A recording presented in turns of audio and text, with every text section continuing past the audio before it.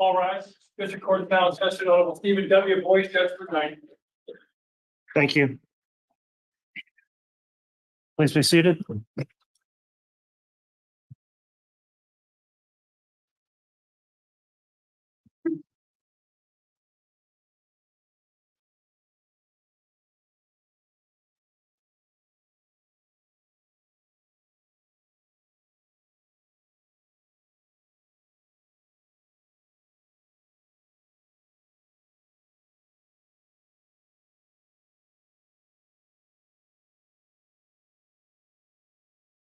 All right, if you give me just a moment, I'm re-logging in on this computer. While I do that, maybe I'll just confirm with the bailiff. We do have each of the 17 jurors have returned. Is that correct? Yes, sir. All right, thank you.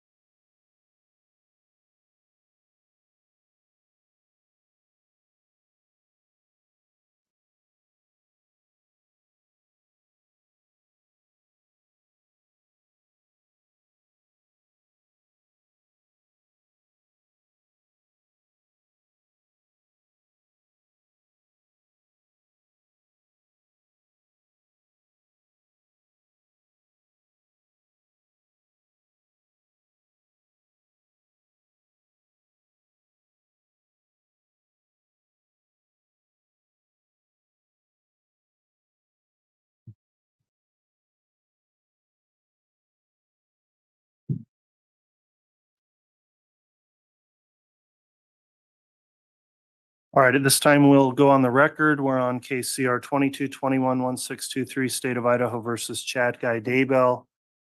After the Memorial Day weekend, we're concluding with evidence today. The state has witnesses in rebuttal.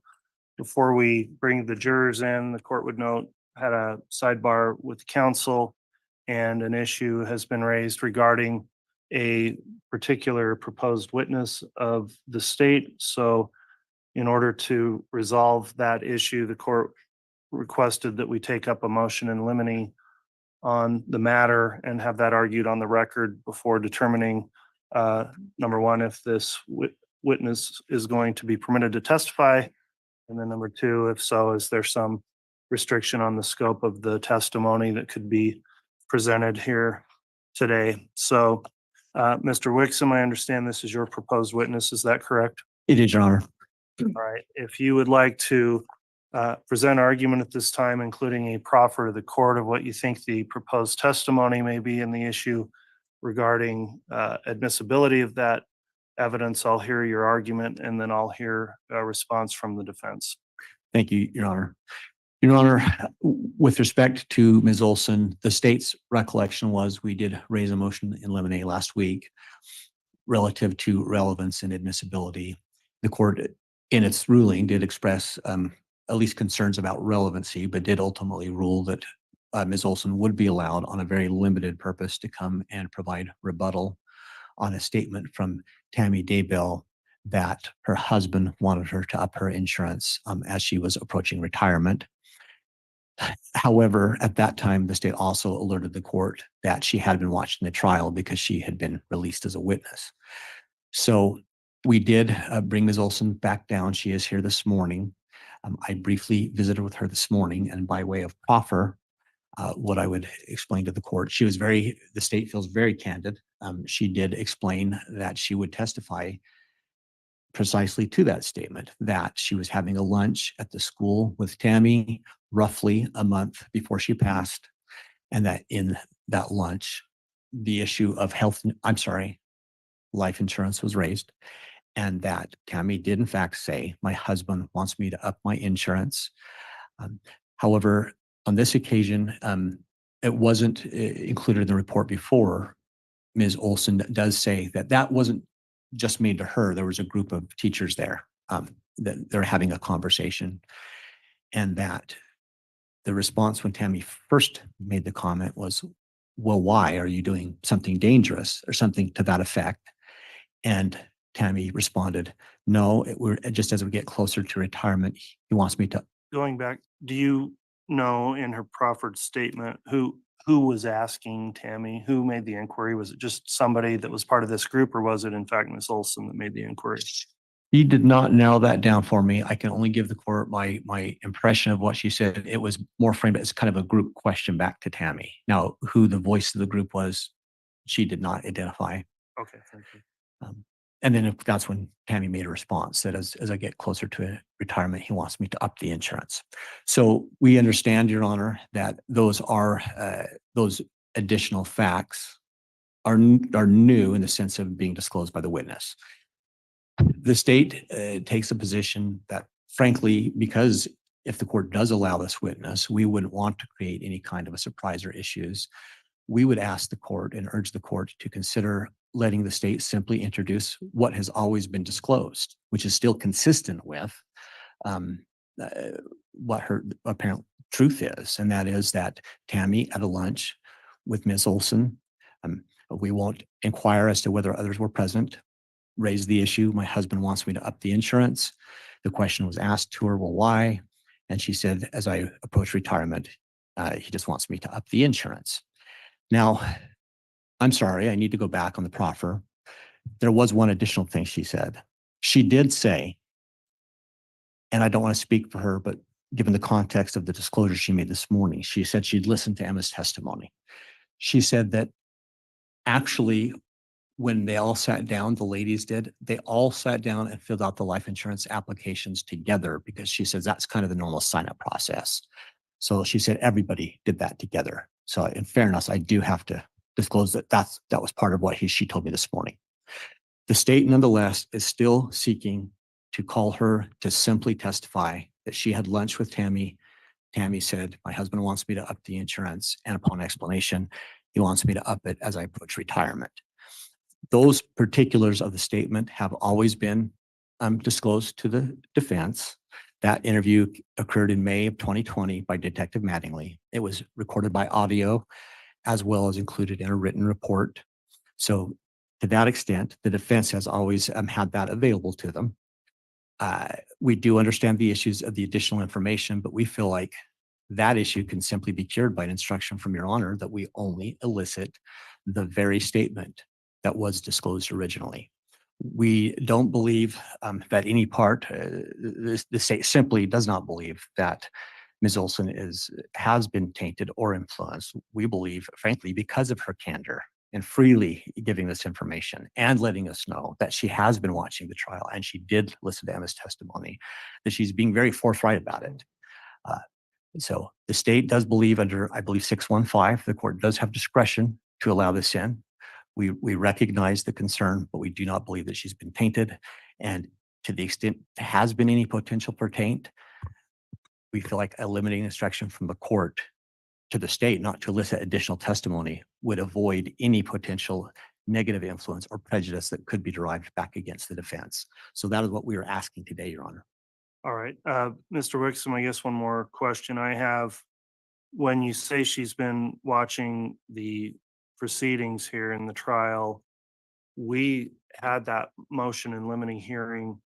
Do you know if she watched the previous motion in limine hearing that discussed her own potential testimony and whether that's part of what she's already observed? I certainly just can't speak to whether she watched that portion. She just said after she testified, she had began watching. I will let the court know.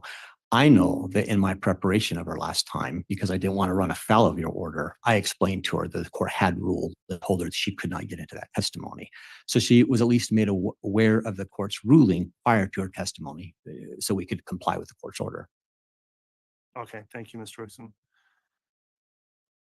Wixom. What's the response from the defense then on the motion in limine regarding whether or not Ms. Olson should be permitted to testify about the comment on raising life insurance? And Judge, permission to remain seated. You may. Judge, this is my concern. The court ruled previously that Miss Olson, even though she'd been excluded, would be allowed to come back, and Mr. Wixom had an opportunity to discuss the case with Miss Olson and elicited what he felt was new or information that they wanted to come back and provide to the jury. Then over a 4-day weekend, Mr. Wixom then preps the witness again. And suddenly the dynamic of what she said is changing. We had other people there. All of these other facts that are suddenly being elicited from her, Judge, causes me some pause, and I'd like to renew my motion to exclude her. There are too many uncertainties here. We don't know how much Miss Wixom saw. We do know now that after viewing Emma Murray's testimony, the light suddenly came on, and now she suddenly recalls that, oh, there were a bunch of us there for lunch. And that only happened, Judge, after she realized Miss Murray had testified and contradicted what she said. Judge, there are a number of red flags here. And if the court's going to allow this to go on, we don't know what else she would say. And then the court brought up a point that I wanted to make as well, is what part of the motion in limine before did she view? It's bad enough that she viewed all of Emma's. It's bad enough that she observed the entire trial up until Mr. Wixom stopped her. It's bad enough that he's interviewed her and prepped her at least 2 times now. And each time, magically, she seems to change her testimony and modify her testimony. And it's not modifying her testimony in any way that would aid the defense, Judge. Ironically enough, both times the testimony changed to help the state. It's shocking. You know, additional interviews, and suddenly, unless there's other things that Mr. Wixom didn't provide to us. One other thing, Judge, is her statement is very clear. It isn't about before I retire. It isn't about at approximately, about retirement. Her statement is very clear. My husband thinks I should up my insurance before I retire. That's her statement. Before I retire. And now we're adding all of these other uncertainties to this thing, Judge, and quite frankly, it's extremely prejudicial. So I'm going to renew my motion to strike, and at the very least, Judge, the additional statements should at the very least be struck as well. All right, Mr. Wixom, response from the state, please. Just briefly, Your Honor, Judge, I don't mean any slight to Mr. Pryor. I don't appreciate his innuendo or suggesting that perhaps I've done anything to influence this witness. I haven't. And in fact, that's why I candidly told him about the new information before we had this proceeding. It's why I asked for a sidebar and articulated to the court the very additional information that was provided. What I never did get from Ms. Olson was any indication that Mr. Pryor in the last 4 years has ever done anything to contact her or talk to her. Certainly hasn't done it in the last 2 months, and certainly hasn't done it in the last 4 days. So I don't think there was anything that prohibited Mr. Pryor from reaching out and having his own conversation with the witness to discuss potential testimony. That said, I do think she was very candid with what she said. She didn't try to hide it. And we're not asking, we see the issue that the defense has about the additional pieces of testimony. We recognize that. But we're not asking, Your Honor, to put that in front of the jury. We're simply asking to put the pieces of information that have always been disclosed. And frankly, Judge, there has never been any proposed change to testimony that the state has offered this court up until this morning. We have always maintained that we wish to introduce the evidence as it was included in the recorded audio interview and report that had been provided to Mr. Pryor since 2020. We've never suggested any alteration of what she would say. until this morning when she gave us these new facts. That said, Judge, I think the court has a clear picture. We certainly have not done anything to try to intentionally influence this witness. We've done nothing but try to be candid with the court, with the defense counsel. And that's all that we have. All right, thank you. All right, well, I've considered this motion in limine as it relates to the state's intent to recall witness Janice Olson in the rebuttal stage of these proceedings. Couple of points. First of all, I certainly do appreciate the candor of the state in bringing the matter to the court before the witness takes the stand in a sidebar to identify the issues that raised concern for the court to determine here outside of the presence of the jurors. I would also echo what Mr. Wixom started with there at the end of his, or beginning of his second argument, that I don't find anything improper that has occurred with the state improperly coaching a witness or providing some sort of feeding of answers to the witness, nor do I find anything that would make me question the veracity or truthfulness of Ms. Olson, who's already previously testified in this matter. The point I have to focus on at this point is a couple of things. First, I've had an ongoing concern about this statement, whether or not it passes the relevancy standards under rules 401 and 403 in the statement of talking about Tammy Daybell making a comment that the defendant requested she look at upping her life insurance before retirement. There wasn't any real context in the trial about facts of when she was planning on retiring, that was any time in the near future, that she had only worked at that job a couple of years. So I've had that concern. The other concerns that were brought up and were previously litigated in another motion involving hearsay and other issues, I've considered. The part here that causes me greater concern are these what are called additional facts in the statement, and the fact that in particular the testimony now, what we know she would say if allowed is that there was a group of people present for this conversation. And if that was the statement, and that information had been relayed to the defense before trial at some point, that would provide an opportunity to either corroborate or impeach that testimony by potentially figuring out, well, who else was there, who was listening to this statement? Does another witness say, yes, this conversation occurred, or no, it did not occur?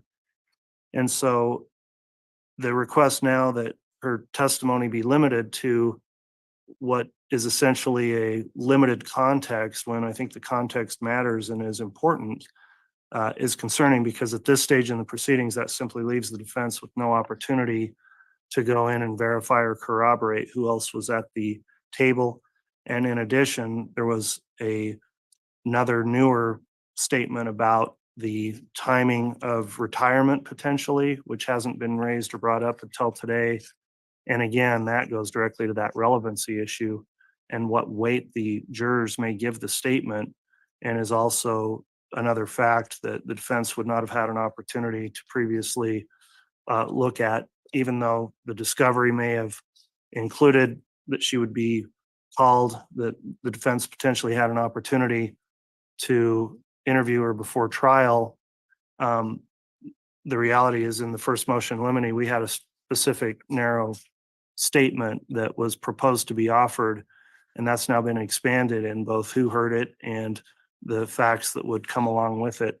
So I think that the proposal that I just limit that testimony down does not necessarily, number one, provide the jury with an adequate, true context of what happened here because of that limitation. And number two, I think in rebuttal here, where she's already testified, is just unfair to the defense without an opportunity now to challenge who else may have been present for this conversation, and was that accurately recalled by the witness, or does anyone else recall that discussion taking place? So for those reasons, upon considering the motion in limine under Rule 615, I am going to exclude Janice Olson from further testifying in the state's rebuttal evidence here at this time, having considered all that, including the testimony of Emma Murray as well, which did open the door for this, but I think the expanded scope of where this could go is problematic at this stage. So in the court's discretion, I'm going to disallow the testimony of the witness. Any questions on that ruling, Mr. Pryor? No questions, Judge. Mr. Wixom, any questions on the court's ruling? No question, Judge, and certainly the state accepts the court's ruling, but we would just, unless I misunderstood the court, she has always maintained the issue of the retirement being her reason. So I just wanted to note that, but we understand the court's ruling. Okay, well, I appreciate that, Mr. Wixom. So thanks for allowing time to take that up. We'll now, I believe, get the jurors brought in if they're ready, and we'll start. So who will the state be calling as a witness at this time? Dr. Christensen? Okay, thank you. And that's your witness, Ms. Blake? Yes, Your Honor. Okay.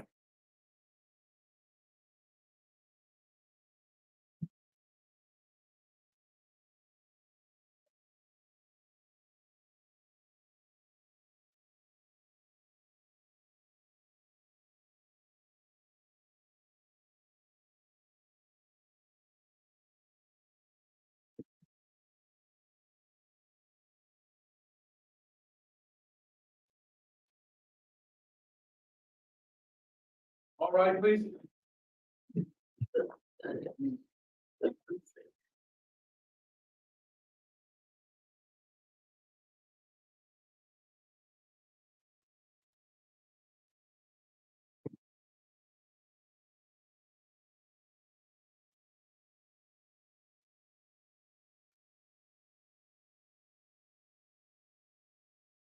Here's our present counter for Your Honor. All right, thank you. Please be seated.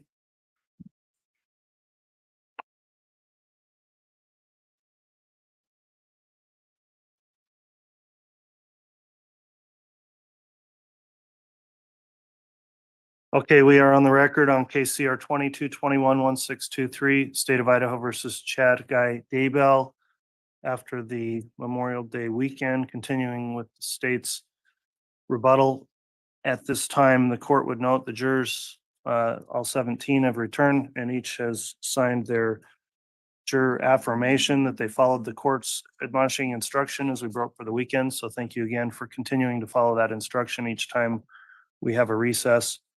At this time, then, the state is continuing to present witnesses in rebuttal. Ms. Blake, if you'd like to call your next witness, you may. The state would call Dr. Eric Christensen.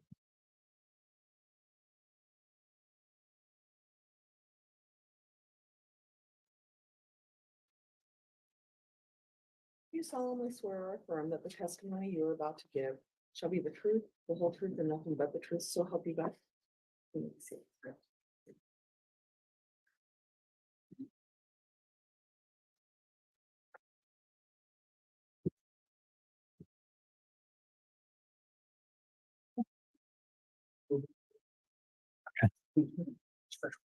Okay. Thank you.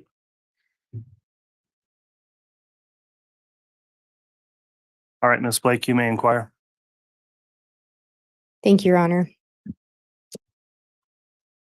Would you please remind the jury who you are? Yes, Eric Christensen. I'm the recently retired chief medical examiner from the state of Utah. And Dr. Christensen, have you been watching any portions of this trial with the exception of Dr. Raven's testimony? No, and I haven't watched that. I've just read the transcript. And outside of that, you have not heard the other testimony presented, is that correct? I have not.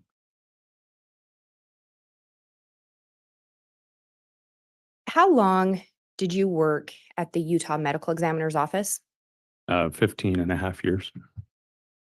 And Dr. Christensen, when you are looking at an autopsy, are you looking at more than just the autopsy itself in order to reach a conclusion as to a cause and manner of death? Yes, that's a routine part of what we do, is not just the autopsy itself, but the evaluation of any tests that we order, as well as a review of whatever history we can find that will help us sort things out.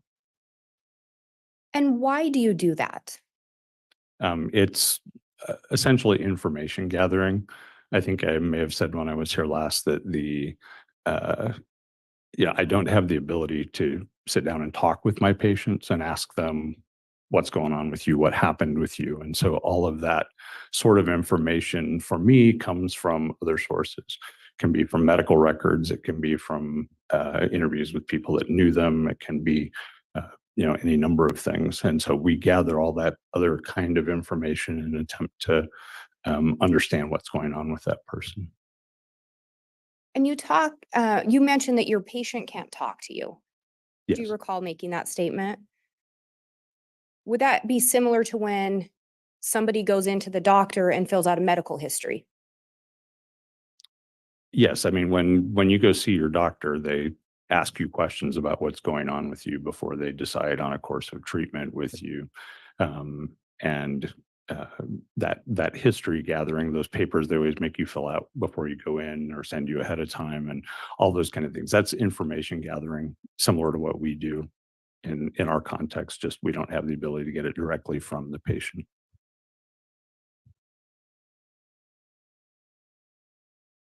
And when you're gathering that information, is it because you've already formed a conclusion and you're simply trying to find information to back it up?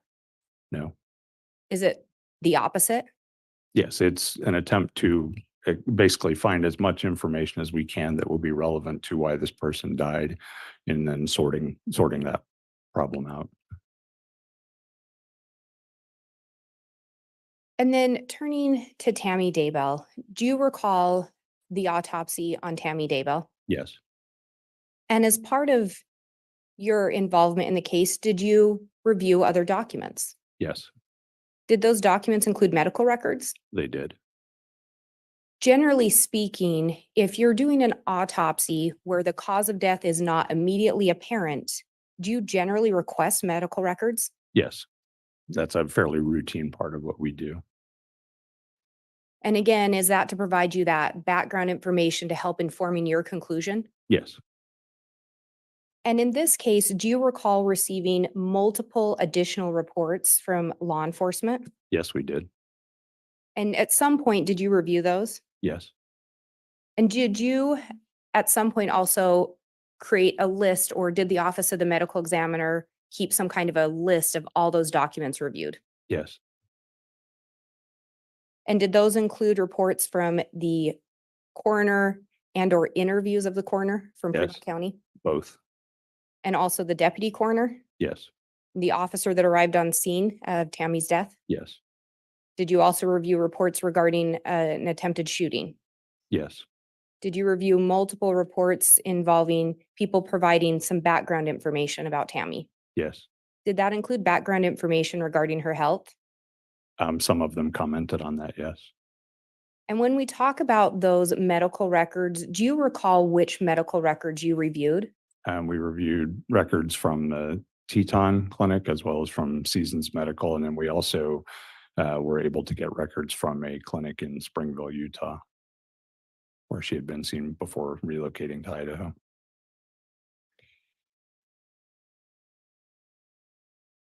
And at some point, have you also had an opportunity to review a report prepared by Dr. Raven? Yes, Did you see in that report her list of documents she reviewed? yes, Is it fair to say that it was much smaller than the list you reviewed?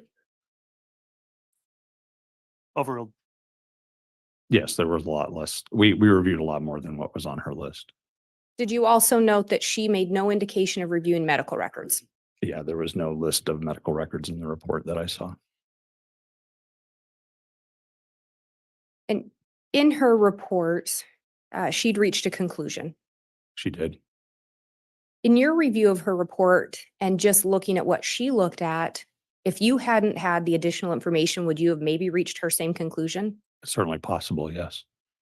And again, is that exactly why you request the additional documentation so that you can make an informed decision? Yes, it changes when you are dealing with multiple possible causes of death, you're looking for information that will help you either increase or decrease the likelihood of any one of those possibilities. And so, yeah, that additional information gathering is aimed at that endeavor. And again, that additional information is not to confirm a decision you've already made. Is that correct? No. It's simply to provide you necessary information. Yes.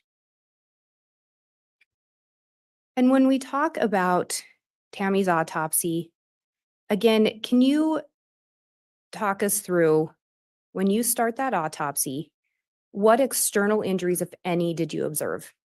The only injuries she had that were externally visible were a few bruises on her upper arms and one on her chest.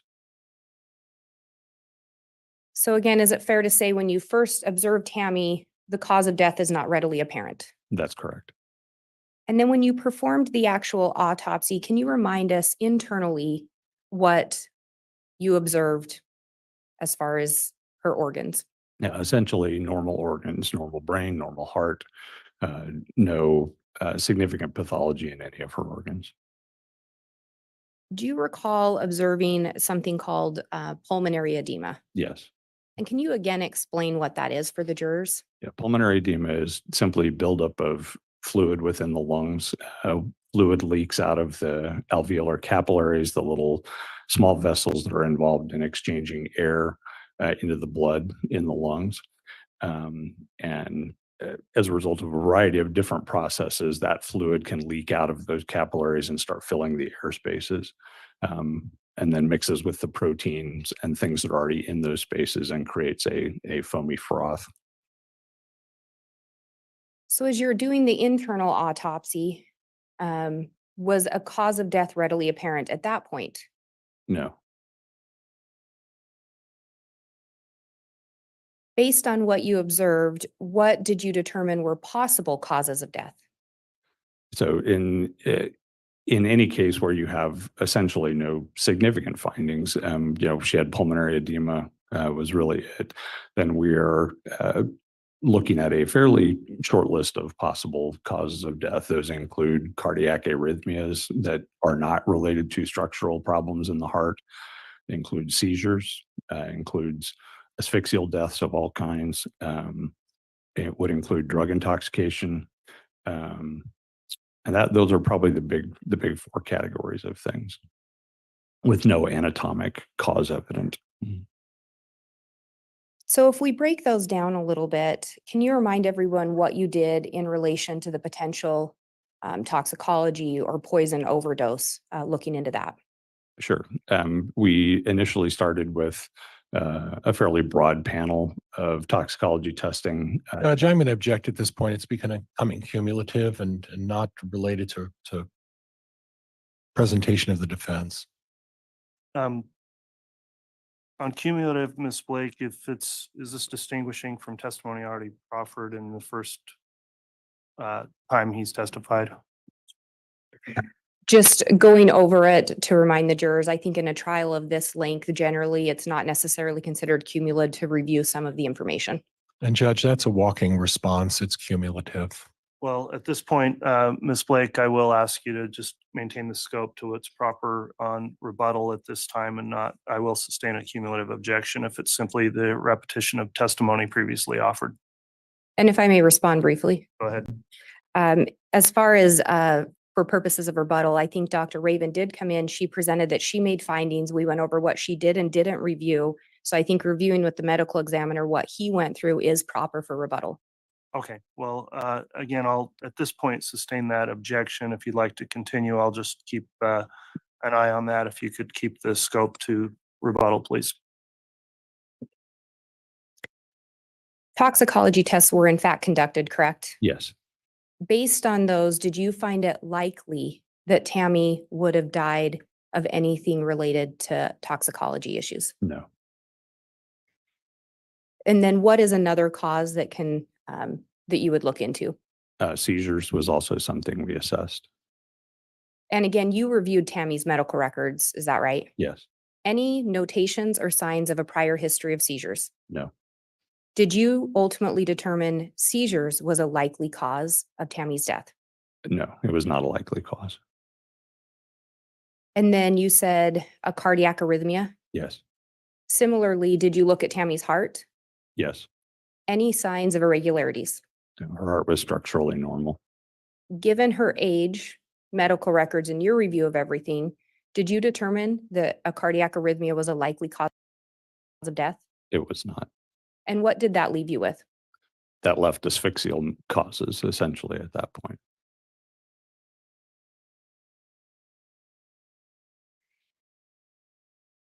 Did you see any indications in Tammy's medical records of any negative interaction of any drugs and or homeopathic medication she may have been using? Judge, again, it's cumulative. Overruled. Are you aware or did you learn that Tammy was taking an antidepressant? Yes. Did you see any signs or indication that the antidepressant played a role in her death? No. Did you see any sign or indication that sleep apnea may have played a role in her death? No. Did you see anything in her medical records regarding sleep apnea? Not that I recall. No. Would sleep apnea generally be something that you would be concerned about causing a sudden death for someone? When it does, it certainly can be associated with sudden death, but generally speaking, that is in the setting of someone who has significant additional comorbidities, usually significant obesity and underlying heart disease. In reviewing Tammy's medical records and performing the autopsy, was Tammy obese? No.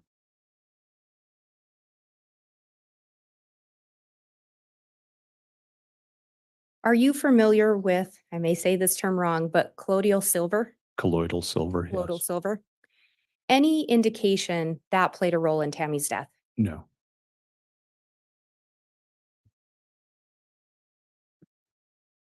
And we talked about ultimately the cause of death being determined to be asphyxiation. Yes. When you are looking at the manner of death, how many potential manners do you consider? There are generally 5. A death can be ruled for manner, can be ruled a natural death, an accident, a suicide, a homicide, or undetermined. In this case, did you see any indication that led you to believe the asphyxiation was natural? No. Did you see any sign or indication that led you to believe the asphyxiation was accidental? No. Did you see any sign or indication to lead you to believe the death was suicide? No. So the 2 categories left would be homicide and undetermined, is that correct? Yes. Is it fair to say undetermined is a category if 2 or more of the other 4 are still on the table? Yes. Generally, we will use undetermined. The most common scenario where we encounter that is overdose deaths, where someone, for example, has a history of abusing medication, but also has a history of depression and maybe even prior overdose attempts, and then they're dead of an overdose that is related to something that they routinely abuse. In the absence of a note or something else like that, it's very difficult to distinguish whether that overdose was intentional or not. And so we use undetermined as manner for those kinds of things. And in your experience with the autopsies you've conducted and the death certificates you've signed off on, at some point have you used all of those different manners on different death certificates? Yes. So is it fair to say in this case, you weren't starting with the conclusion that it was homicide and working backwards? No. Was it the opposite direction? Yes. Once you determined that the other 3 manners were not likely, that left you with which one? Homicide or undetermined, but there was really nothing to compete with homicide. And so undetermined was taken off the table.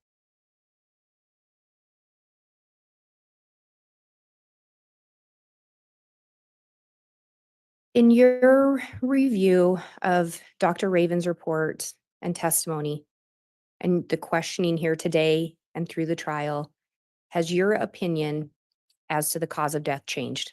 No. Has your opinion as to the manner of death changed? No. And what did you determine the cause of death to be Asphyxia. and the manner of death? Homicide. I have no further questions. All right. Thank you, Ms. Blake.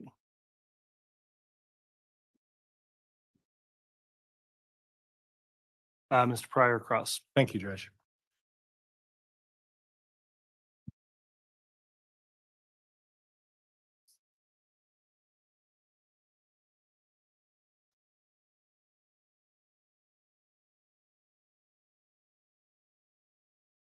Good morning, Dr. Christensen. Good morning. I'd like to go procedurally through the process of what you performed in this particular case, if we could. Sure. At some point, you were present for the exhumation of Tammy Daybell, is that correct? That's correct. And then within the same day, you performed an autopsy, is that correct? Yes. You did your analysis of that autopsy, made your findings at that point, is that correct? Not on that day, no. Okay. You drew some medical conclusions about items that you would cross off your list. Would that be fair at that time?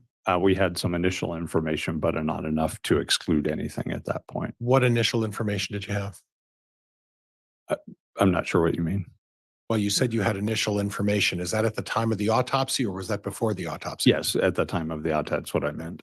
So then at the conclusion of the autopsy and on the same day that they reburied Tammy Daybell, at that point, you started requesting additional information from law enforcement. Would that be fair?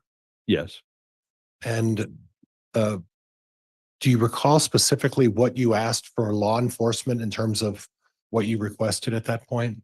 I don't recall specifically, no. A lot of items. Yes, we received ultimately a lot of items. And let me ask you, have you ever heard the expression confirmatory bias? Confirmation bias, yes, I Okay. heard that. Well, so I guess I'm using it in a psychology context, confirmation bias. And isn't it true confirmation bias is a situation in which you have science and you're examining Objection, Your Honor. Counsel's testifying. Move to strike. Overruled. confirmation bias, isn't it true? Confirmation bias is a situation where you're given a certain number of facts, and then you go outside those facts to get collateral information that may or may not influence your decision. Would you agree with that? Not exactly, no. I mean, confirmation bias to me, my understanding of that concept is that you, at some point along a process of making a decision, you have information, you come to a conclusion, and then you essentially evaluate all subsequent information in light of that initial conclusion, both looking selectively for things that support your opinion and rejecting things that don't conform to that opinion. Okay, so at some point you requested a number of items from law enforcement, is that right? After you did the autopsy, is that correct? That's correct. Okay, and then you mentioned that you reviewed, I think, Teton Medical, do you recall that? Yes. Seasons Medical, Yes. and then a small amount of medical on Springville, right? Correct. There wasn't much there, correct? No, I don't believe so. And when we talk about the amount of information provided to you from law enforcement, it was significant, wasn't it? It was a lot of information, yes. Do you have any idea approximately how much time it spent to go through all that information that you were provided by law enforcement? I would guess multiple hours, but I don't have an exact number. Okay. And at some point, you hadn't made a decision at this point, is that correct? That's correct. And at this point, you didn't have anything specifically in your evaluation that caused you to go away from either undetermined or asphyxia homicide, correct? That's where you were at the end? At the end, ultimately, our final discussion was around the deciding between undetermined or homicidal asphyxia. Okay, and at that point, based on your review of all of the law enforcement reports and everything that the police officers have provided to you, you decided to lean towards homicide. Is that right? But we made a decision that this we would rule as a homicide, yes. As part of your review of this case, did you talk to Chad's daughter, Emma Murray? No. Did you talk to Chad's daughter, Leah? No. Did you talk to Chad's son, Garth? No. Did you talk to Chad's son, Mark? No. Did you talk to Chad's son, Seth? No. Did you talk to Chad's mom or dad? No. Okay. So you got information from law enforcement, is that correct? Yes, But you didn't go back and look at anything provided to you from the family to give you some concept of what potentially the family history or medical was, correct? nothing was provided to me from the family. Well, nothing was provided, but you didn't ask, right? I did not. Your Honor, argumentative. Overruled. You didn't ask, did you? I did not. And you specifically asked the police officers to provide you information about this case. Is that right? Honor, asked and answered multiple times. Sustained.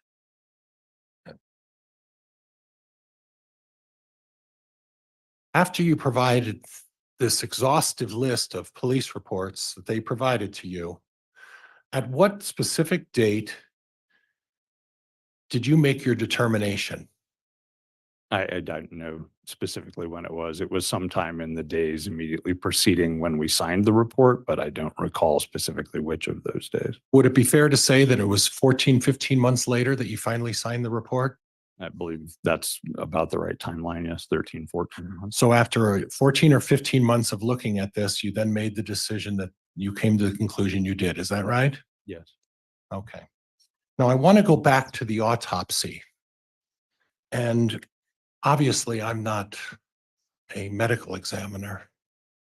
But when I read the autopsy, I noted that you didn't make any note of the inflammation that was occurring in Tammy's lungs. Is there a reason why you didn't bring that up?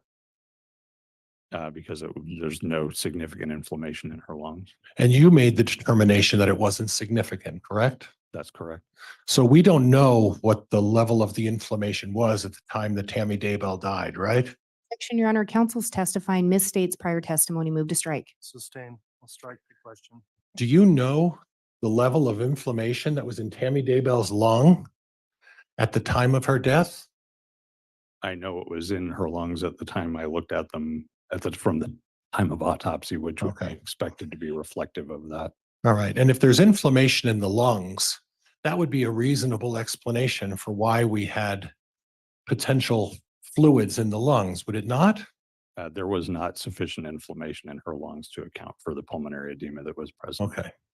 And at no time when you testified the first time, did you mention the fact that there was inflammation in Tammy Daybell's lungs, did you? No. And do you want further response? Well, you can if you'd like. Go ahead. There's inflammation. Inflammatory cells are a normal constituent of lungs, even normal healthy lungs. It's normal for there to be inflammatory cells there. In small numbers, they're basically to do the job of what inflammatory cells do, fight intruders and deal with infections. And there was no significant increase in the amount of inflammatory cells present in her lung. Okay, so if there's no, if it's part and parcel of a normal lung, then wouldn't the response in the autopsy say that it was a normal lung? I would expect so, yes. Yeah, and instead, in the autopsy, you talked about inflammation in the lungs. So this wasn't part and parcel of just a little inflammation. There was inflammation in the lungs, wasn't there? I would have to review them. I don't recall at this point.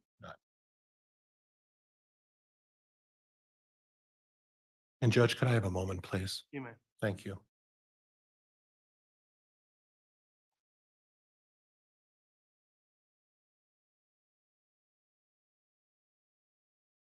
So I previously discussed with you that on the very first time you testified, you didn't mention anything about inflammation in the lungs. Is that right?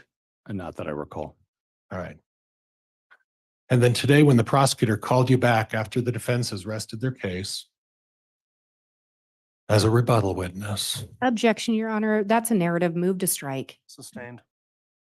second time you're called to back, questioned by the prosecutor. Again, no discussion about inflammation of the lungs, Objection, Your correct? Honor. Argumentative. Asked and answered. Move to strike. Overruled. Second time you're back, again, no discussion about inflammation in the lungs, correct? Correct. And then only after the defense attorney gets up here and questions it does the subject come up. Is that right? Yes. Nothing else. All right, Ms. Blake, redirect.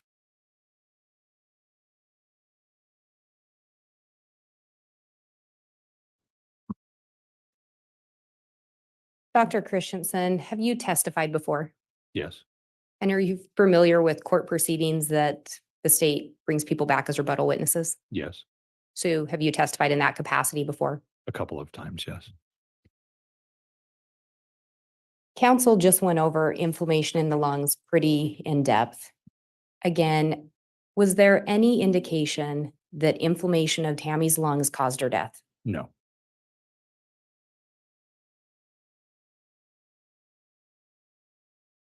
I think you said there was no significant or there was no signs of inflammation that would have caused the pulmonary edema. that's my recollection.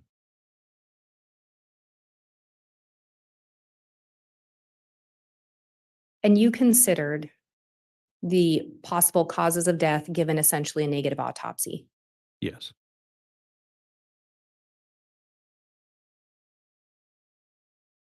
In your role as a medical examiner in Utah, do you generally request reports if the cause of death is not readily apparent? yes, And is that exactly what you did in this case? yes. So nothing about this was different than what you would normally do as far as information gathering. In terms of the gathering, no.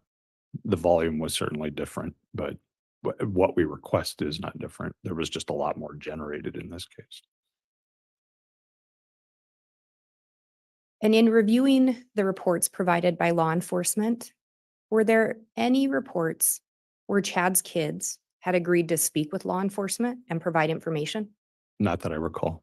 Would it surprise you to learn that they refused? Judge, I'm speak gonna with law object. enforcement? Hearsay. Overruled. Would it surprise you to learn that they refused to speak with law enforcement? I don't know if it would surprise me or not. I mean, certainly they're right not to talk to law enforcement, but And if you had been provided reports that included statements from the kids, would you have reviewed them? absolutely. And if none were provided, would it surprise you to learn it's because they don't exist? No,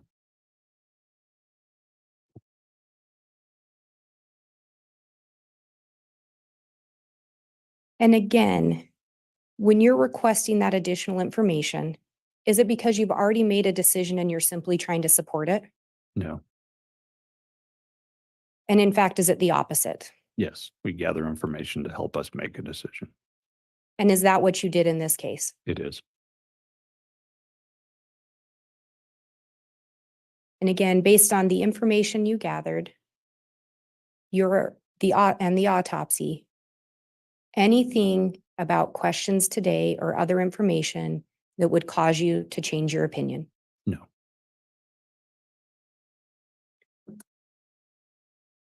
And again, your opinion on the manner of death? manner of death was homicide. I have no further questions. Judge, I have additional questions. What topic? Kids, no reports. Your Honor, that was well within the scope. That was within the scope. It was brought up on cross, so I don't see that there was a door open for any recross at this point. So that'll conclude the testimony then of Dr. Christensen.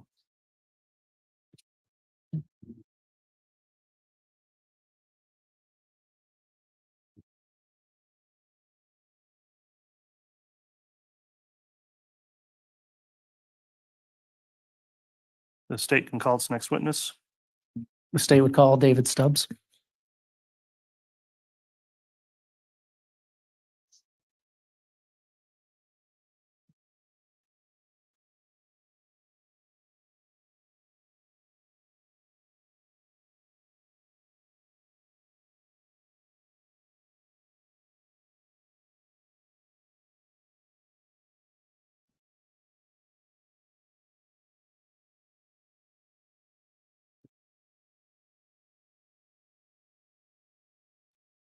You solemnly swear or affirm that the testimony you are about to give shall be the truth, the whole truth, and nothing but the truth, so help you God.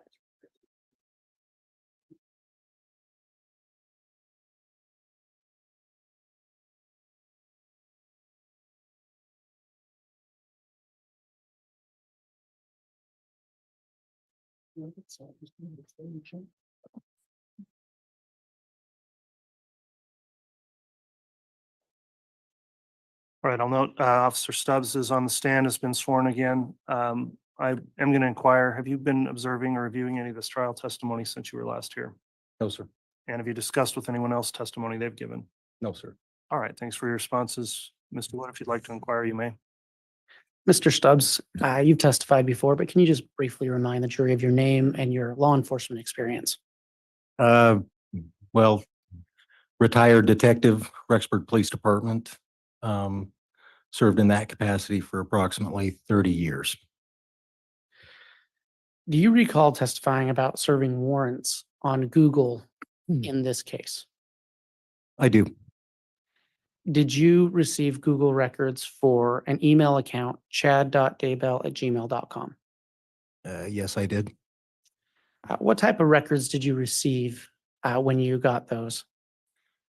Well, anything that was in the warrant that Google would have record of, that we asked for, things like search history, location services, user, owner of the account information, things like that.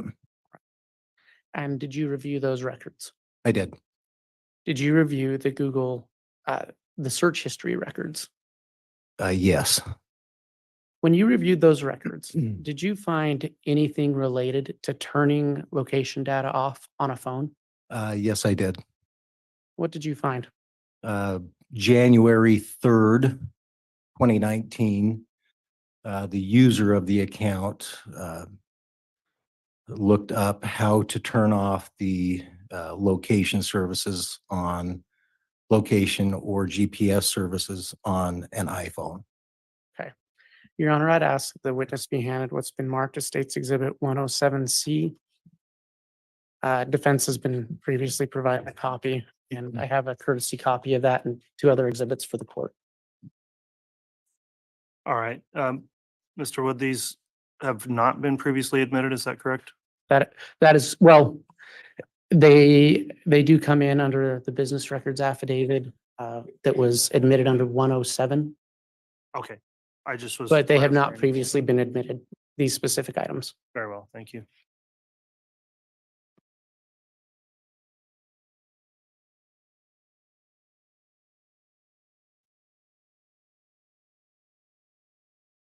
Detective, do you recognize what's been marked as State's Exhibit 107C?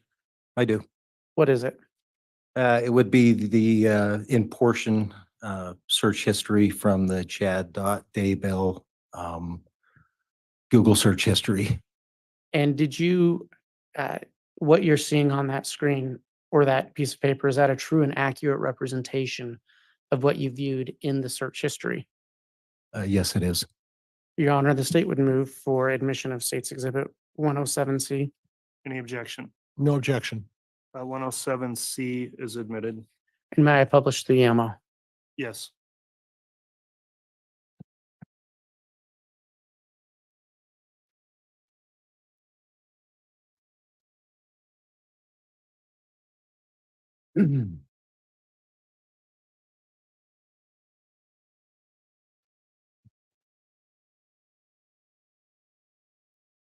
Detective, what do you see on this page? This would be in part some of the search history from the Chad.Daybell Google search history. And what is the date on those searches? This would be January 3rd, 2019.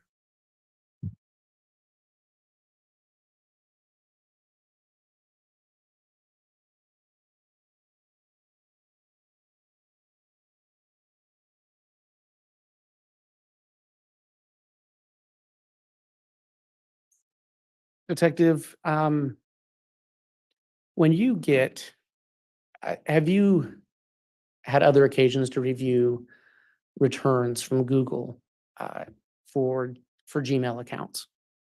Yes, I have. And you talked earlier about looking for location data. Correct. Where do you normally find that in the return? So when Google sends you a return of requested items from your search warrant, most generally, if they have information, it'll come in different, if you will, folders in one packet. And those packets are all labeled, folders are all labeled. So there is usually a folder that has location services as the heading. Was there any such folder in the chad.daybell@gmail.com return? There was a tab of that, yes. And did you open that folder? Yes. What did you find in that folder? When you open it, it's usually if there is information, it will come in the form of an Excel spreadsheet. However, if they don't have anything, it'll open up in a different window that says, as did this one, that there were no location services available. Your Honor, I'd ask that the witness be handled what's been marked as 107D.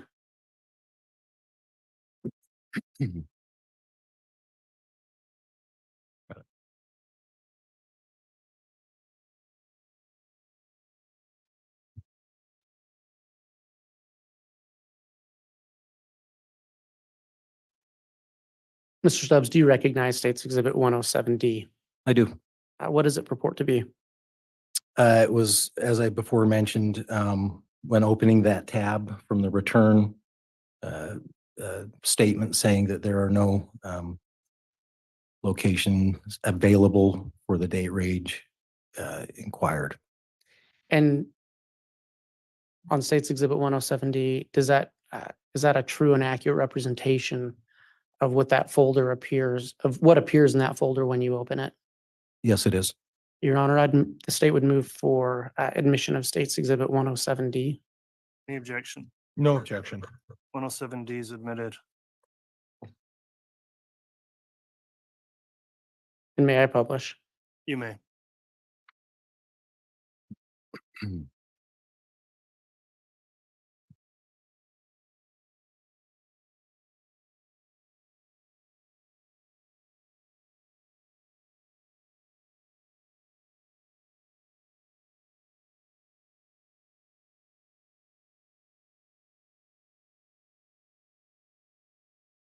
Effective is, what is on the screen?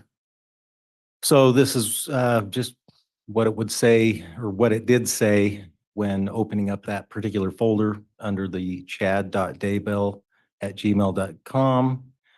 States does not have records, data available to export from the data range 1/1 of 1970 to 12/31/2019. So there was nothing available to give to us. And to be clear, normally when you click on that page, there's an Excel spreadsheet. Yes, if there was data available, there would be an Excel spreadsheet showing different locations and whatnot.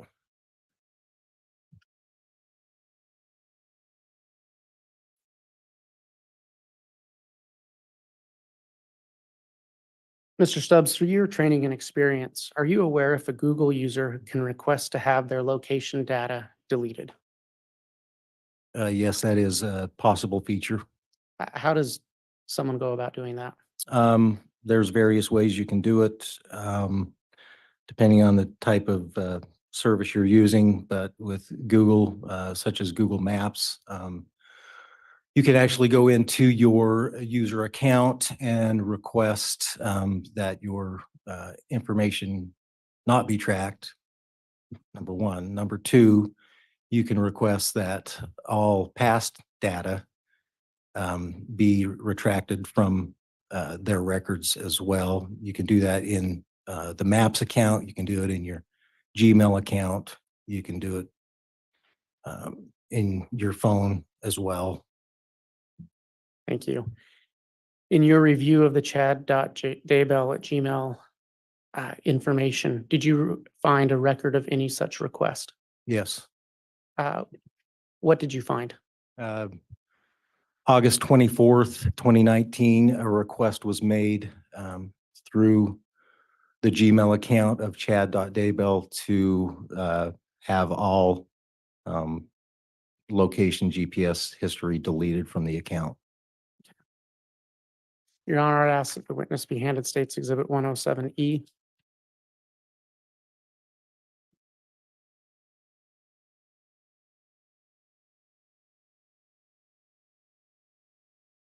I got it. Thank you.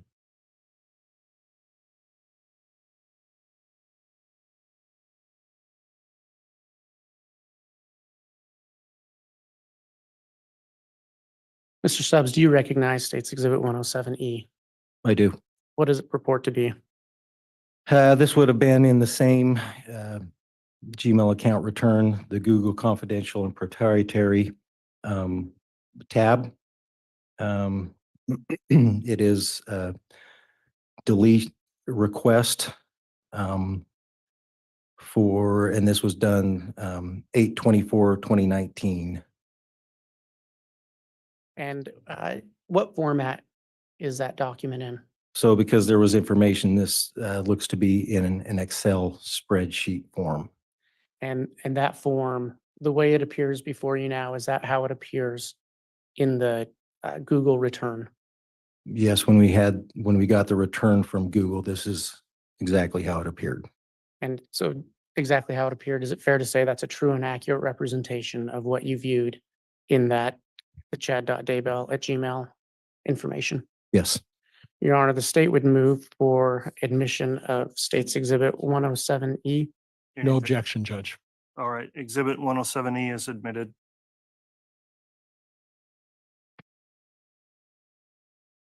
And may I publish? Yes.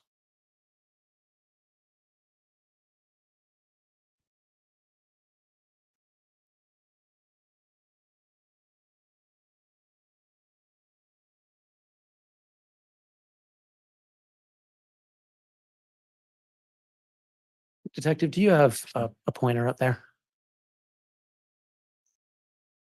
Yeah, if I can. Oh, yep, I sure do. Can you point out the title of that page?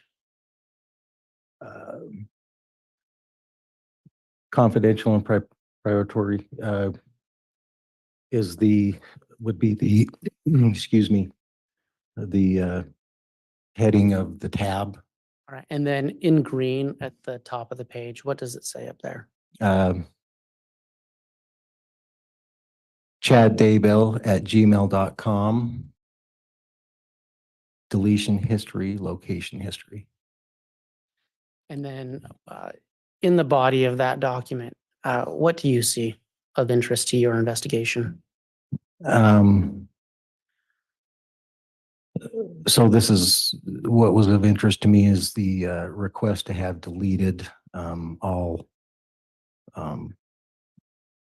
location services. This was done would have been 8/24/2019. Should be noted that the deletion range here goes back to 1970. Customarily in a lot of computer. Judge,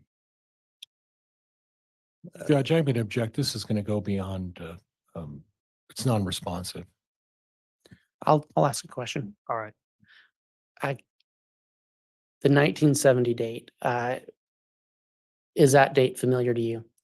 It is a date commonly used by computer formats where they start recording, if you will, computer activity. 1970 is a common date for a lot of different formats that they start. And again, what date was this request made? This would have been requested August 24th, 2019.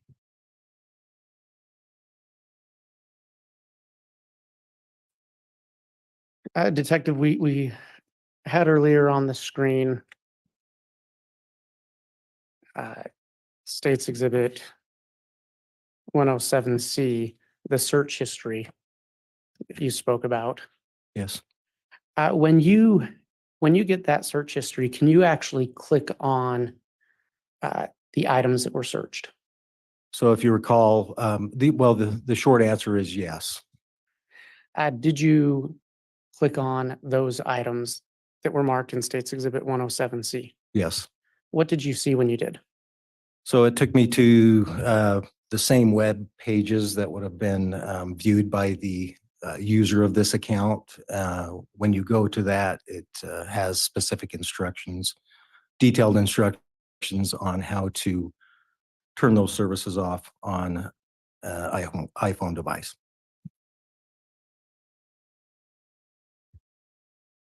Your Honor, I have no further questions at this time. All right, thank you, Mr. Wood.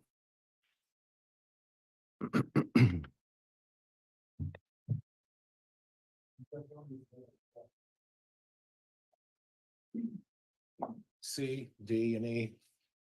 All right, those just admitted exhibits. Mr. Bailiff, if you'd please submit those to Mr. Pryor, 107 C, D, and E. Thank you.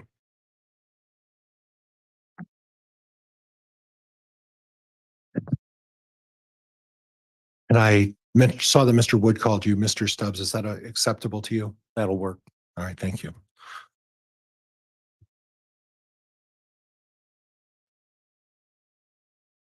So, Mr. Stubbs, on exhibit 107C, it has a date of January 3rd, 2019. You recall that? Yes, And that's the turning off the location services of a iPhone or iPad. correct. Okay. Are you aware that Chad Daybell has an Android device? Yes. Okay. Are you aware that Tammy Daybell had an iPad device? I'm sorry, one more time. Had an iPad device? That Tammy did? Yeah. I'm not sure of that. Okay. So if someone's trying to turn the location off of January 3rd of 2019 for an iPhone or an iPad, that doesn't necessarily mean they're looking up how to turn off an Android device, does it? That's correct. Okay. So this search was in talking Apple devices, right? That is right. And you're aware that Chad Daybell didn't have an Apple device, right? I'm not sure if he had an Apple device, but I know he had an Android. Okay. You're also aware that around January 3rd of 2019, that was shortly or around the time that Chad Daybell started having an extramarital affair with Lori Vallow, right? Yes, Okay, so it wouldn't be unusual for someone who's having an affair, even if Chad doesn't have an iPhone or an iPad, to try to maybe hide the fact that he's having an affair with someone, correct? that could be the case. Okay. Now, you talk specifically about turning off Google location devices, right? That's what this is about, right? From the Google? searches, yes. Yeah, so that relates to merely the information that Google is gathering for location services, correct? Yes, but also the user was asking for how to turn those off using an Apple device. Yeah, using an Apple device, right? Okay. It doesn't necessarily mean that you're turning off all of your location devices, right? Are you talking about different devices? Yeah, I'm talking about different devices. I can only speculate that they're, Judge, I'm, Overruled. It's, Go ahead. you posed the question, he can answer. Go ahead. I can only speculate that they're referring to one device. okay. An iPhone or an Apple device, right? Correct.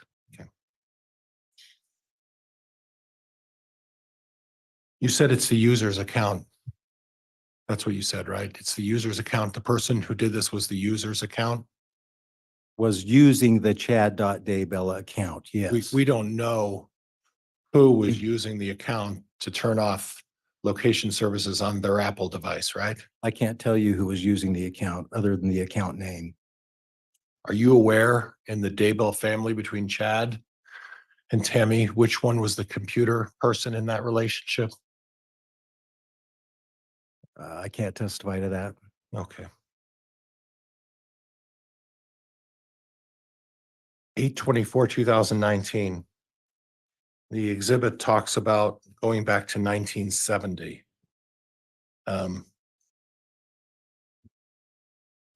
It's not unusual to do a deletion of your search history, is it, in any regard with anybody, right?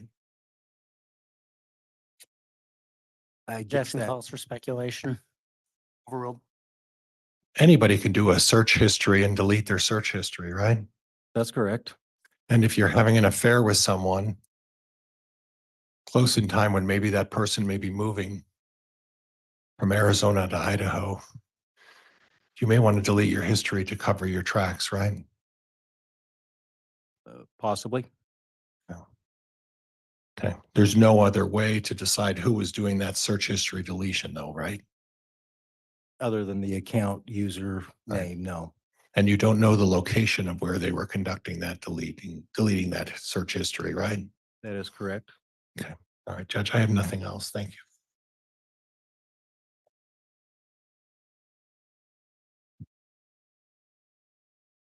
All right, Mr. Wood, redirect. Yes, just briefly.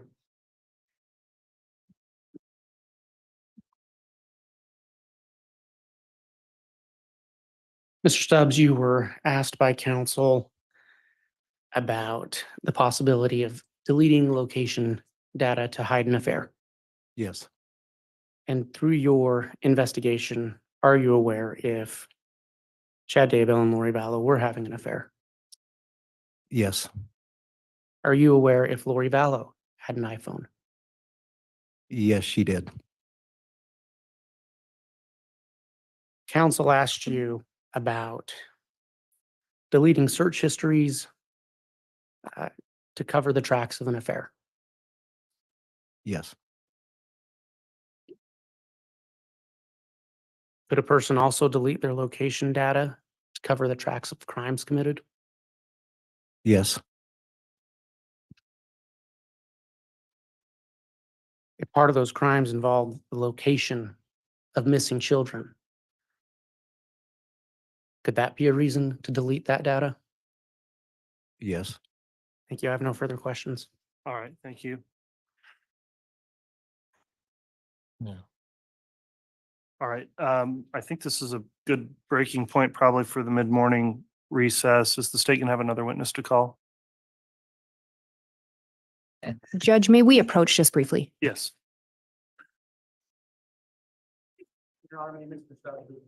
Oh, yeah, you can go ahead and step down. Thank you, Mr. Stubbs.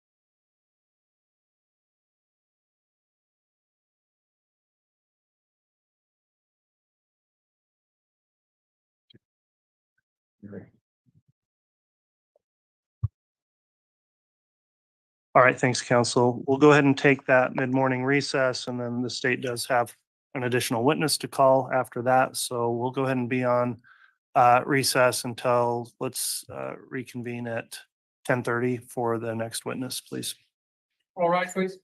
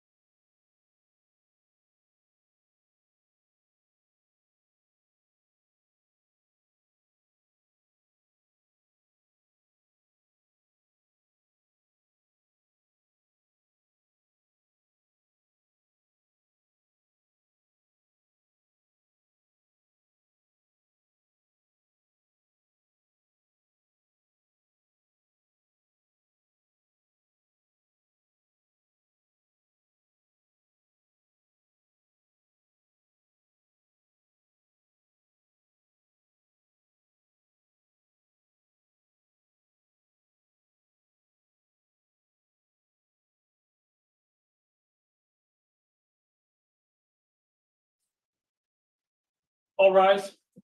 Mr. Court's again in session.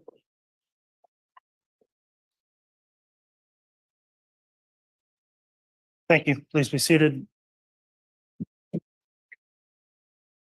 Could have the jurors brought in, please.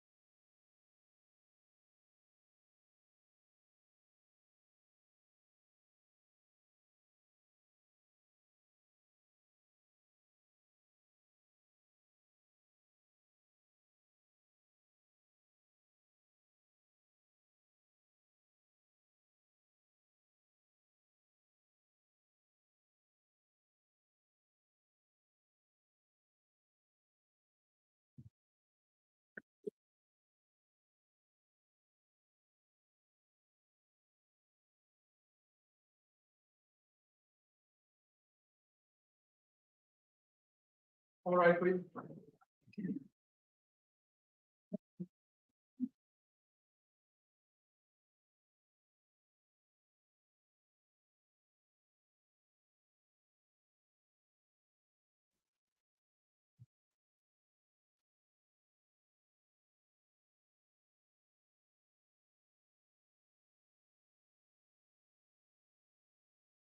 Here's all present accounted for, Your Honor.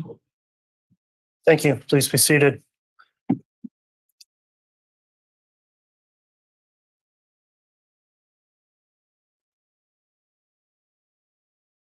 Okay, we're back on the record after the morning recess. CR 22-21-1623, State of Idaho versus Chad Guy Daybell. The state is continuing with a rebuttal. If the state has another witness to call at this time, you may. Thank you, Your Honor. The state will call Lieutenant Hermosillo. Very well.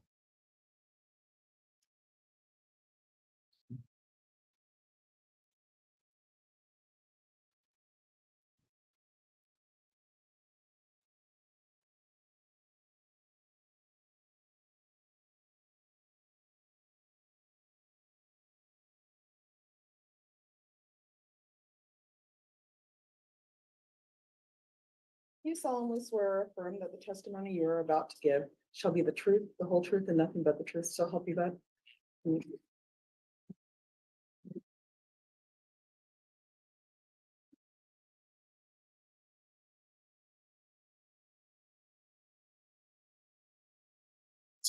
Just a little bit.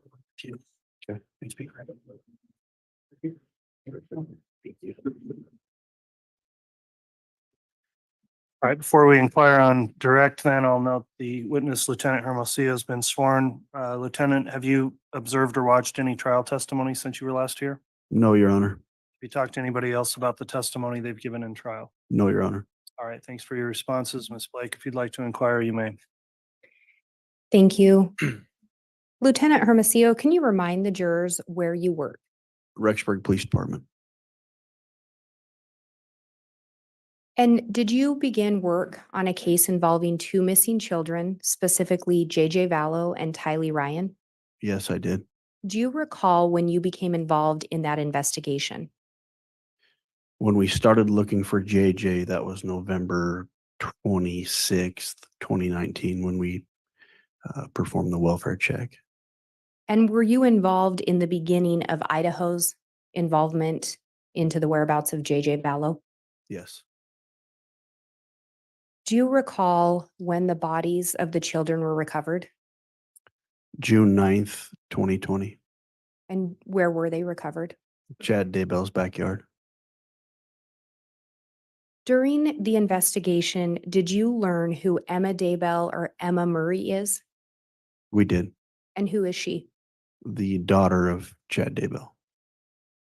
Lieutenant Hermosillo, did you ever see Emma Murray at the gym? I did one time early on in the investigation, yes.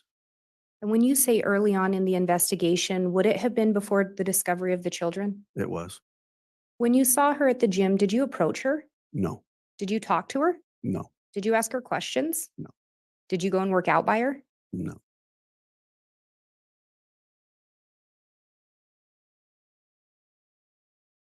Have you ever driven by the Daybell property? I have, yes. Did you drive by it as part of this investigation? Yes, I did. Do you have other reasons that you would sometimes drive by that property? I have several reasons. We have our dry cleaning business that's a quarter mile down the road from the Daybell residence. I also have family that lives north of the Daybell residence. But most importantly, I think the reason I was driving by the Daybell residence was it was a very active investigation at that time. Did that include driving by prior to the children being located?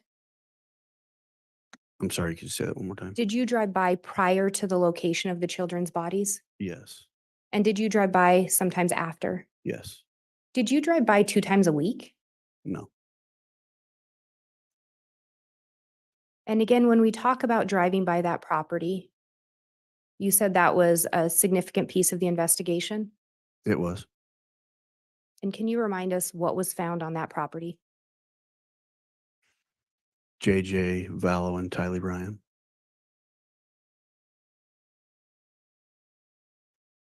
Do you know when Tammy died, where she was located? I do. Where was that? Chad Daybell's bedroom. So all 3 at the Daybell property or in the residence? Correct. I have no further questions. All right, thank you, Ms. Blake.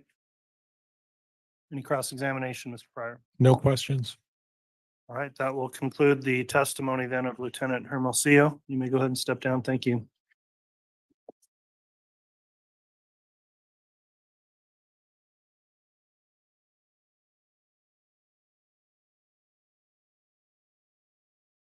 All right, as I mentioned, this is the state's rebuttal evidence at this time. I'm going to inquire, does the state have another witness to call?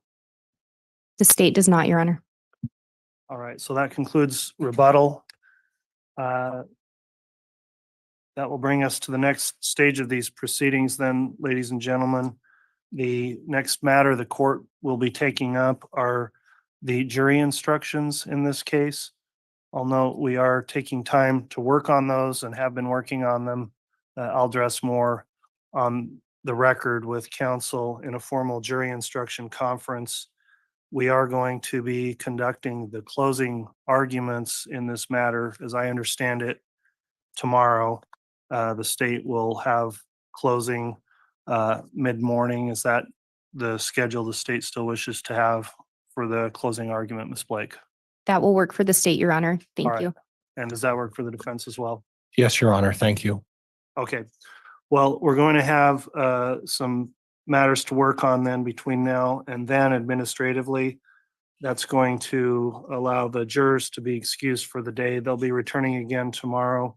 We'll take up other matters both on and off the record as we prepare for getting final instructions to the jurors before they would begin deliberations and to have for the closing arguments. So, ladies and gentlemen of the jury, again, thank you for your attendance this morning. You're going to recess to the jury room with some additional instructions before you're excused for the day. Please follow that continuing instruction of the court not to discuss the case amongst yourselves or with anyone else until you begin your deliberations. And please don't do anything to research or look the case up between now and then. That will conclude our juror service for today, and we'll return again tomorrow for closings. All please rise for the jurors.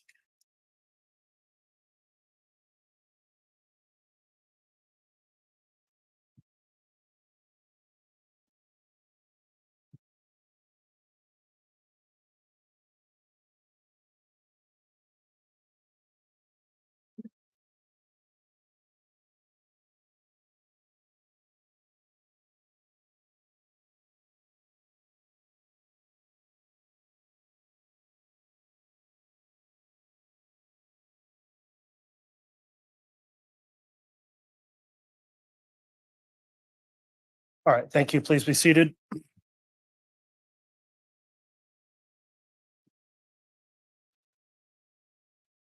Council, there's again, going to be a jury instruction conference on the record. I'd if possible like to take that up later this afternoon.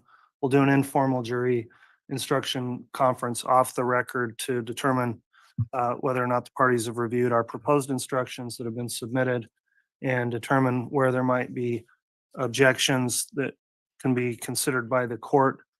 In addition, we're going to discuss exhibits as well and make sure there's a clear record of what's been admitted in this lengthy trial to confirm that with counsel before exhibits are submitted to the jury in their deliberations.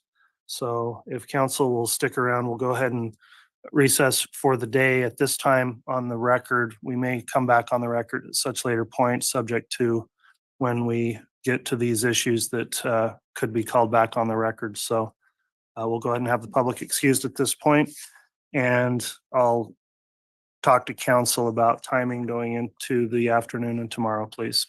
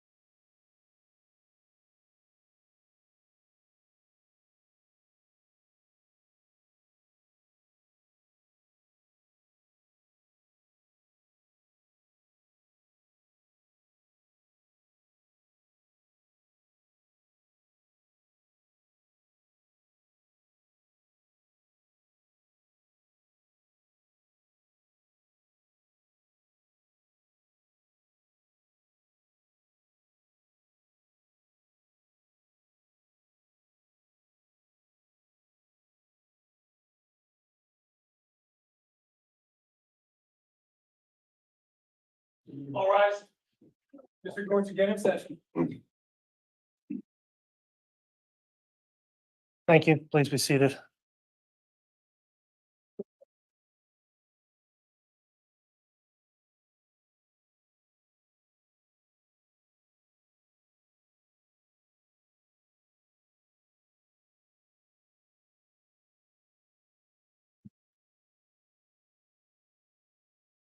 All right, council, thanks for returning. Apologies for the late start here. I know I mentioned 3, but took us a moment to continue to review things.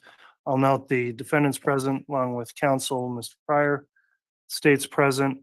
At this stage, the court is going to take up a formal jury instruction conference with counsel. I'll note that we did, previous to this conference, have an informal jury instruction conference where the court went through our proposed jury instructions on the record. And I'm like, at this point, we'll be putting any objections or making rulings on the record on any contested instructions. So for the state, who's going to be offering argument, if there is any, this afternoon?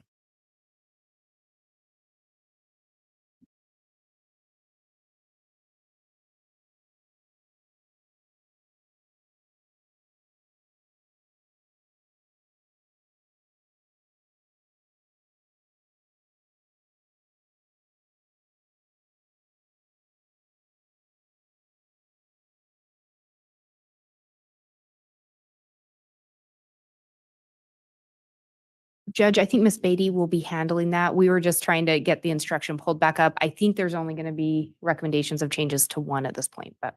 Okay, thank you, counsel.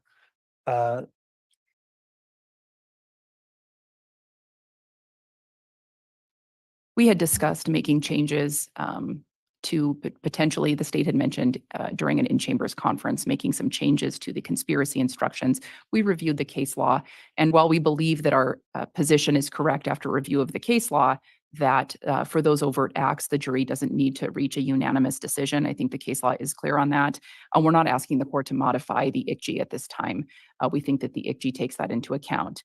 The one ICG that we are asking, one jury instruction we are asking the court to make a minor change to is instruction number 14. Okay, and I'll get into the merits of the argument here in a moment, Ms. Beatty. I appreciate the representation that you'll be handling these. And I will take them each up individually and address them. So if there was one other that we didn't discuss, that and I think we did discuss that, that was 14 that you wanted to have some comment on. Is that correct? That's correct, Your Honor. Okay, thank you. What I'm going to do first then, in the interest of efficiency, first I'll note that we are live streaming these proceedings at this time, and we are on the record. So I'll note that the list that I have out of our proposed instructions, which total 41 instructions, I'm going to walk through the numbers that I believe are not at issue that may be provided as given, and then I'll ask counsel to confirm. So the list the court has that I believe would not require any objection or further debate would be jury instructions number 1, 2, 3, 4, 6, 7, 8, 9, 10, 11, 12, 13, 15, 16, 18, 19, 21, 22, 23, 24, 25, 26, 27, 28, 30, 32, 33, 35, 36, 37, 38, 39, 40, and 41. That's the list I have. I'm going to ask counsel to respond here in a moment, but there are a few on there then that I saw we would be taking up and maybe to add in the rest of the list. Instruction number 5 is reasonable doubt, and I believe we need we need to discuss that regardless. So that one will be talked about. Instruction number 14, I had on the list as an instruction to talk about and hear argument on. Is that correct from the state? That's correct, Your Honor. Okay. Number 17, I do want to just review in that it talks about certain exhibits that may be for a limited purpose and confirm what we've included in there is accurate before we print all these copies. So we can come back to 17. And then we've got the conspiracy counts in instructions 29, 31, and 34. And I'll note the court has given proposed instructions. What you said, Ms. Beatty, is the state accepting them as the court's drafted them at this point? Is that where the state stands? That is correct, Your Honor. Okay, thanks for clarifying.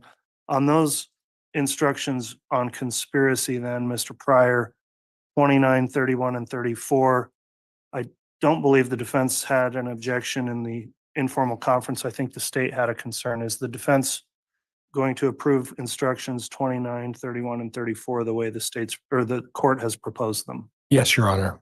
Okay, so I'll take those off the list. 29, 31, and 34 will all be provided to the jurors as the court gave in its proposed instructions. So that leaves maybe just inefficiency here again. We could move on to 17, which is the list of exhibits that are said to be demonstrative or illustrative.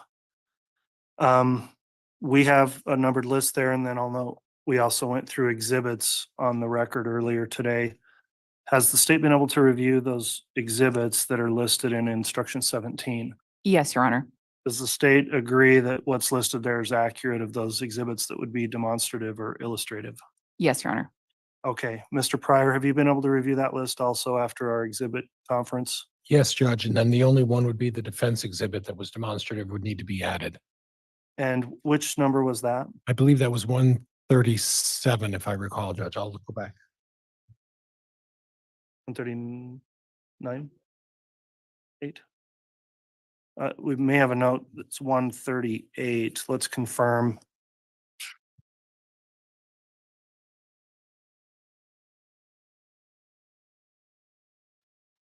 I believe it's 138, Judge. 138, which is geofence evidence. Yes, Judge. Okay, so defense exhibit 138 would be included in the list. Does the state have any objection to adding that? No, Your Honor. Thank you. Okay, then where our instruction says defense's exhibits and didn't list any, we will include 138, modify that instruction accordingly. All right.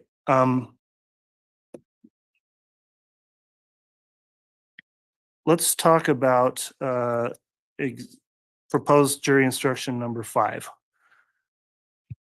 And I've got some comments of my own as we get started. So jury instruction number 5 is a standard instruction included in all criminal cases, which is an instruction about what is reasonable doubt. So it's a very seminal instruction.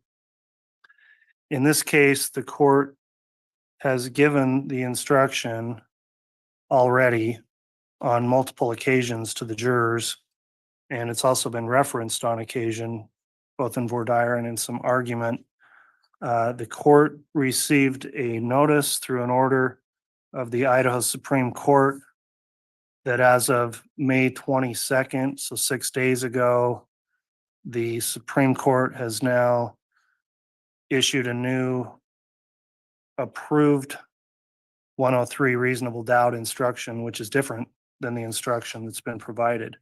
So I am going to hear some argument on whether or not we continue with the instruction already given or use the new approved instruction. And then again, I'm probably going to have some additional comments about where we go with that. But so I'll note we use the instruction that's been given for decades in Idaho, and with probably nearly all criminal cases, but it's changed now. So changed as of 6 days ago. Very challenging timing for the court to have this happen mid-trial, but this is where we are, and we're going to discuss the issue because the order of the Supreme Court requires this to be considered effective as of last Thursday.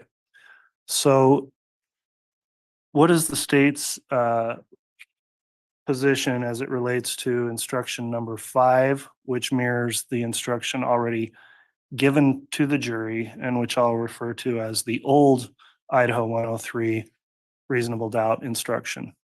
Your Honor, the state believes that the jury should still be given the old reasonable doubt instruction. I am aware of the court's order on May 22nd. I would note that at the end of that order, the court actually orders that the order be published for 3 consecutive weeks on the Idaho State Bar website and in its weekly e-bulletin. I think that 3-week notice period within the order itself shows that the court is contemplating that it might not be used immediately. And I think additionally, we're in a position where we're choosing between giving the jury 2 different instructions on reasonable doubt, and basically changing it midstream versus just sticking with the one instruction that has been repeatedly upheld as a correct statement of the law on appeal. I think it would be the lesser evil to essentially, I mean, we're caught between a rock and a hard place here, but I think it would be the lesser evil to just give them the same consistent jury instruction that has been upheld as a correct statement of law. And I think that that would create potentially less issues than trying to instruct them on an entirely new instruction after they've already listened to all of this evidence with the old instruction at the forefront of their minds. Thank you, Your Honor. All right, thank you, Ms. Beatty.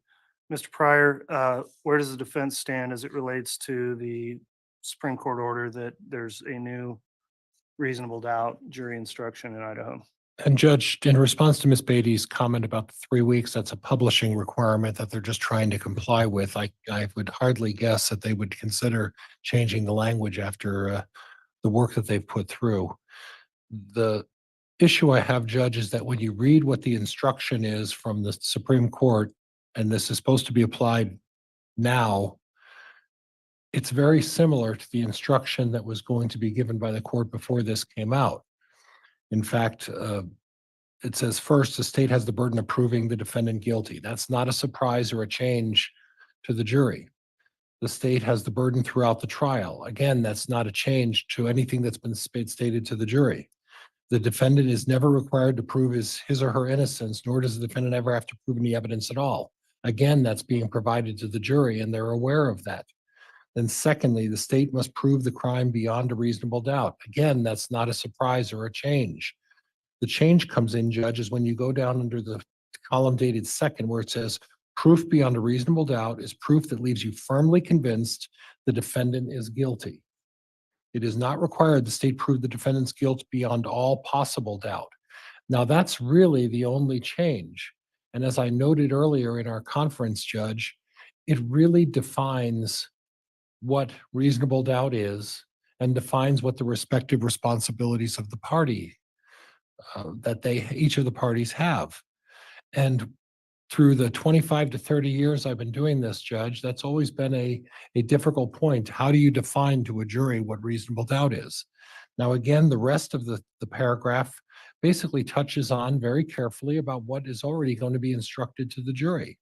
So all I'm asking to do is to include that explanatory language that says basically, listen, the state of Idaho has to prove firmly convinced that the defendant is guilty. And then at that point, it's not all possible doubt.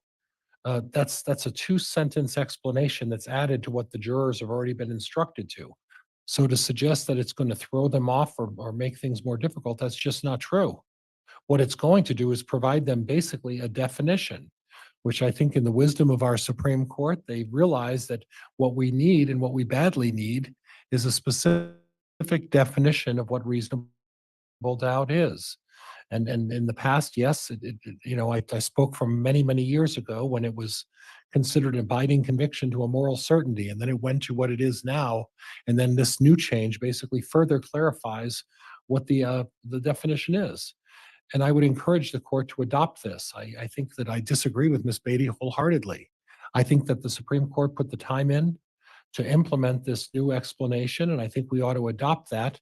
And I think they took the careful care to use what the old definition, the positives of the old definition, and maybe enhance it just a little bit. And then this enhancement really, quite frankly, just provides a more distinct and direct explanation of what reasonable doubt's all about. And I think it's important, given the magnitude of this case and the consequences of this case, that we use the Supreme Court's updated version of what reasonable doubt should be defined as. All right, thanks for the argument, Mr. Pryor. The court's been mulling this over since the order came out last Thursday, and I'll note also I took the extra precaution of immediately advising counsel through an email to both sides that we had new instructions now that may or may not be required to be implemented in this case. The court notes that a few things here procedurally. We started with voir dire back in late March in this case. And during voir dire, when the jurors filled out their questionnaires, I think was one of the first references to this reasonable doubt instruction. The jurors heard instruction then. They also heard for sure there was reference to the instruction on April 20th in this case when they actually got the instruction, what I'll call the old 103 instruction. And I'll note the old 103 instruction, as I mentioned, has been in effect in Idaho for decades. There's a case, State versus Sheehan, 139 Idaho 2003, that discusses the old 103. And it says trial court judges are encouraged to use ICG 103 verbatim to avoid unnecessary appeals and controversy by utilizing the instruction that has an accepted history defining the burden the state bears. So even 21 years ago, Supreme Court said there was a accepted history of that instruction adequately defining the burden.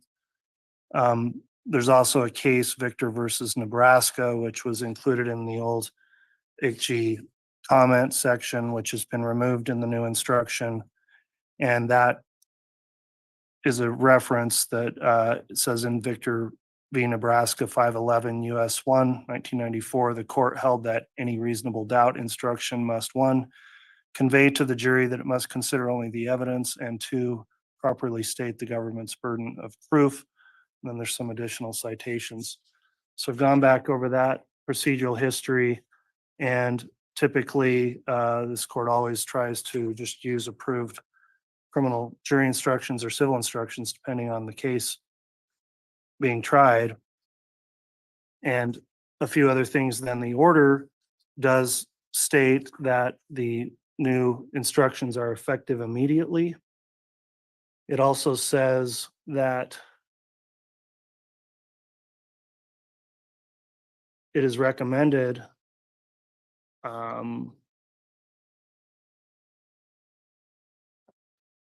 that whenever it says it is recommended that whenever the Idaho criminal jury instructions or the Idaho death penalty criminal jury instructions contain an instruction applicable to a case and the trial judge determines that the jury should be instructed on that subject, the judge should use the instruction contained in the most current Idaho criminal jury instructions and the Idaho death penalty criminal jury instructions, unless the judge finds that a different instruction would more adequately, accurately, or clearly state the law. So there's some exception there. And without going into an analysis of which instruction is better, the practical implication here is this is an instruction that's already been given to this jury on multiple occasions. And I have really considered the argument of the defense that maybe this doesn't change things. It adds some further clarification.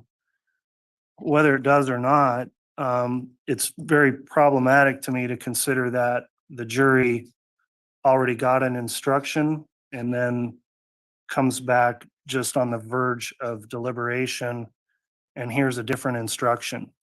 And the problem there is potentially wondering if that could serve to confuse them, if they took notes or adequate or could recall the first instruction, wondering why it's now different at this stage of the proceedings when we're still at the guilt phase.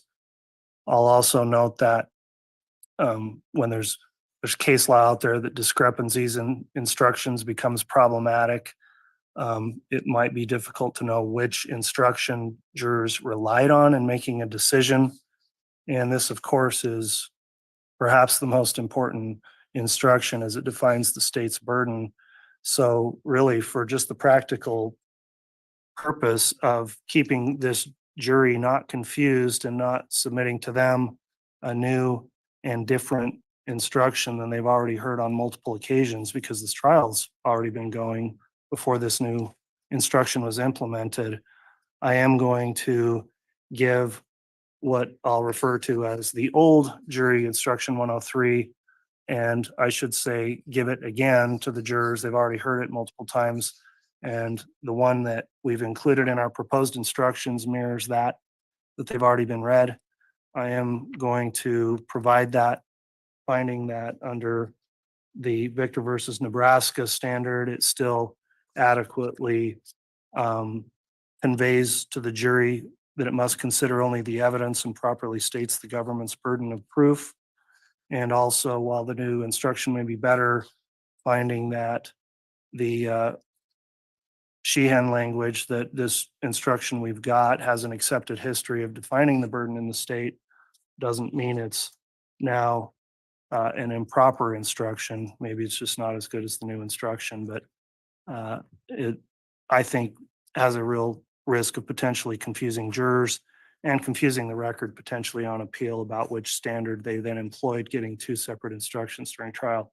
So with all that said, the court is going to provide instruction number 5 and overrule the objection of the defense on that particular instruction. All right, the next instruction we're going to take up then is number 14. And Ms. Beatty, you had some comments on 14. Yes, Your Honor. In number 3, actually, I take that back. So underneath, certain things you have heard or seen are not evidence, including, I'm just looking at number 2, testimony that has been excluded or stricken, or which you have been instructed not to disregard, or which you have been instructed to disregard. We are just looking to add the words and or questions. So testimony and or questions that have been excluded or stricken. All right, response, Mr. Pryor. I don't think there's a need to put in the words question, Judge. It's testimony. It's in general. Testimony is broad enough that I think it's unnecessary. All right, I've considered that request from the state to modify instruction number 14, subpart 3 of the instruction, subsection 2 currently reads, certain things you have heard or seen are not evidence, including testimony that has been excluded or stricken. State requests that questions be added to that language, given the nature of, well, not the nature, but just the extent and number of times the court sustained certain objections throughout the trial in the form of questions and was requested to strike the question, not necessarily the testimony. The court does find that this would be a proper instruction to clarify to the jurors that they do not consider what may have been perceived to be testimony because it was coming out and while a witness was on the stand, but was in fact a sustained objection on the record to a question itself. And the court did expressly strike or grant motions to strike questions that came up in witness testimony. So I am going to add that modification, and it will read under part 2 testimony or questions that have been excluded or stricken. And we'll put that as part of 14. Council, I think that covers then the jury instructions we had. So to recap, I've made those rulings. With those rulings now made, does the state have any further objections, or does the state approve the instructions with the court's new ruling? Your Honor, the state approves them.